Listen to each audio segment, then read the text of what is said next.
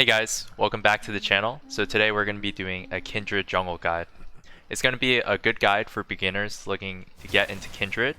So first we're going to go into runes. So press attack is my favorite. You go press attack, triumph, bloodline, coup de grace, magical footwear, and then cosmic insight. And then for the base stats, 10% attack speed, AD, and then armor. Usually you can go armor, HP, or magic resist, but most of the time I like going armor because monsters also deal physical damage. So here, we have our boots here, we can just sell that because it's just a bug. And then you want to level up W for doing your first camp. The build order is going to be warriors first, and then the skill order you want to max Q, and then W. Level 1 start W. So for doing red buff, you just want to kite it around. And since we don't have a leash, we'll just use smite for it.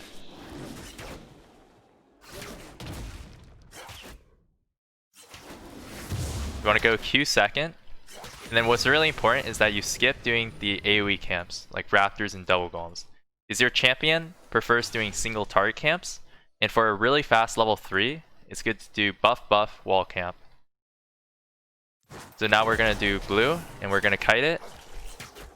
Going to kite it up first, and then towards the Grom. Going to stay within the W range, otherwise the wolf disappears.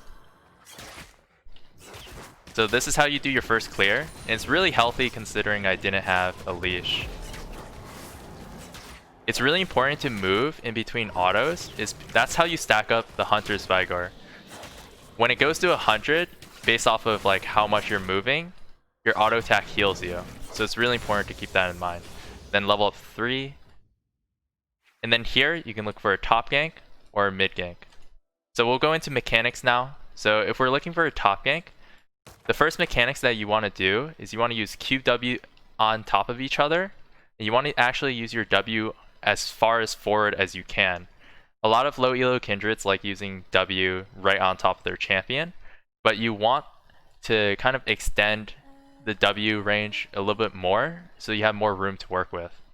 What's important to note is that your Q gives you more attack speed and you get to use it multiple times inside your W. So it's about 3 times inside W before the W despawns. So casting Q inside of W reduces the Q cooldown. So I'll show you an example. So see how our Q is a 4-second cooldown compared to the original 8-second cooldown. That's why it's important to use Q and W together. And then the next thing when you're ganking is trying to fit in a really good E without having to cancel an auto attack. So you want to Q W, auto, and then E. You can see how fast the auto and the E comes out.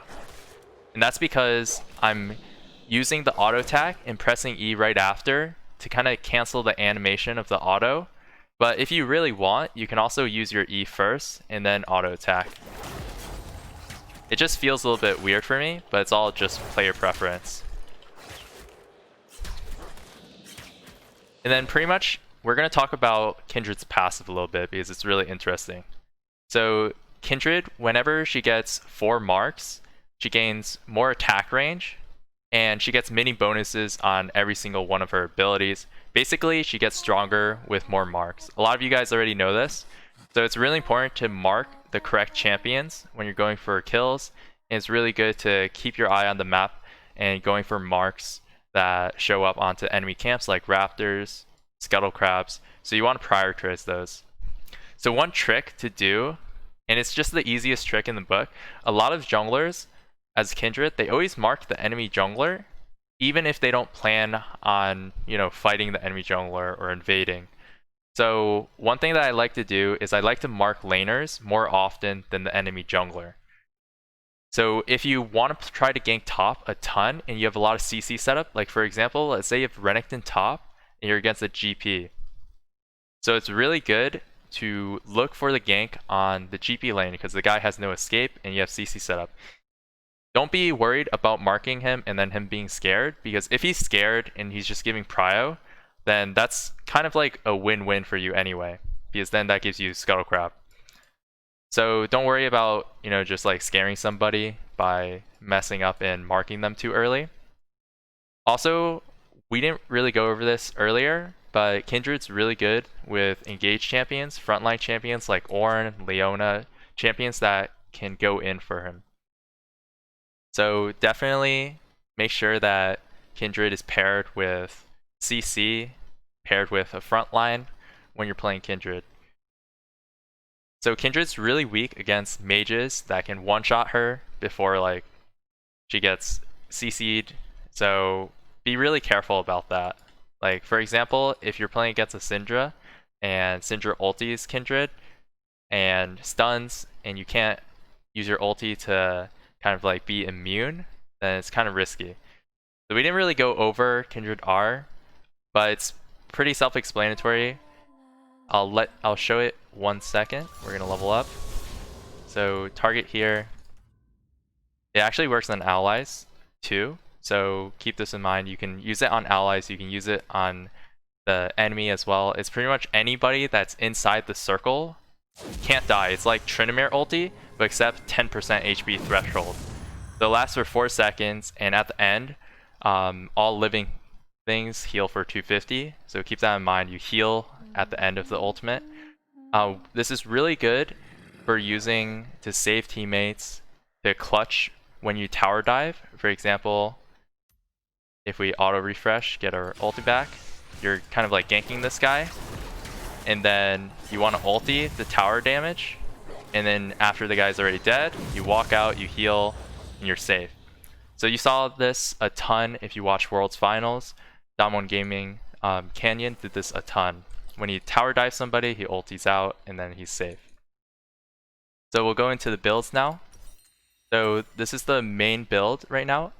Kindred build's always changing, so make sure that if this video is out of date, that you just look it up on u.gg. So let's add gold.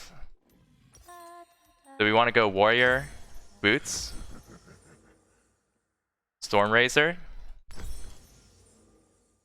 rapid fire cannon, IE, and this is your core. And then last item can be pretty much whatever you want. It can be situational items like GA. If you want more lifesteal, you can go more lifesteal.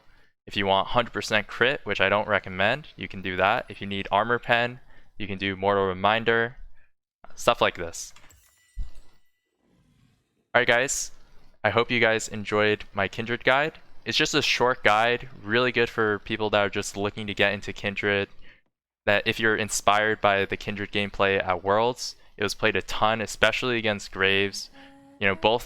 Both teams from different regions played her, so definitely try out Kindred. And if you guys liked the guide, please subscribe, like, and leave me a comment of what type of champion guide or what type of videos you want to see next. Alright guys, thanks for watching.